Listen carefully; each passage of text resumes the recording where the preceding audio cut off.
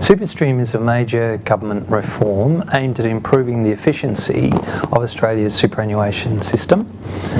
Superstream applies to contributions which are sent under the SG's super guarantee obligation that employers have to superannuation funds, and it also applies to rollovers between superannuation funds.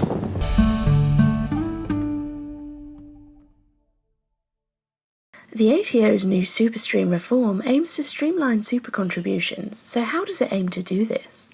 Phillip Hind, National Programme Manager for Data and E-Commerce, explains more. So Superstream introduces a simple, consistent way in which contributions can be made by an employer.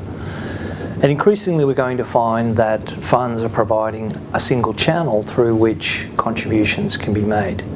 Ever since Choice of Fund was introduced 7 or 8 years ago, the superannuation system has become more complex for employers. Each employer has many different funds they need to contribute to. Each fund has many different ways in which they want contributions sent to them. What Superstream does is standardise that. It makes it compulsory to send using an agreed set of business terms, an agreed electronic format, and therefore takes a lot of this complexity out of the way and makes it simpler for employers. Hind says there are many steps HR managers can take to prepare for the instigation of Superstream. The most important thing is to talk to your service provider that you might currently be working with, whether that's a payroll solution provider or a clearinghouse, or even potentially your major default fund that you work with.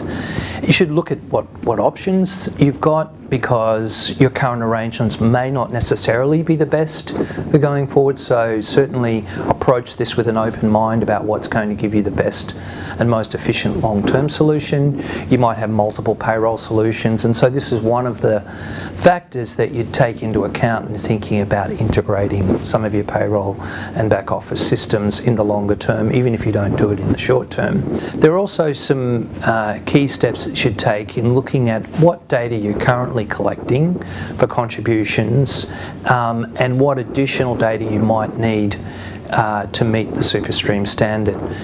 For example, tax file numbers now are mandated where an employee has provided them to be included in contributions. So you need to make sure that that information is being retained in your payroll system and accompanies any contributions. In addition, because the standard involves electronic information and payments, there's a payment reference number which now must always be attached to a contribution so that the money and the information can always be reconciled by whichever fund is receiving it. Finally, Hind reminds HR managers to be mindful of the key implementation dates. Legislative change becomes effective from the 1st of July 2014 for large and medium employers. That is an employer that has more than 20 employees on their payroll. Small employers have another year until the 1st of July 2015 before they're required to use this new Superstream standard. Now, although the legislative start date is the 1st of July, in practice the real date that people need to focus on for getting their implementation ready is the 3rd of November 2014. That is the date in which APRA funds will be ready to receive and when it's expected that employers will start implementing.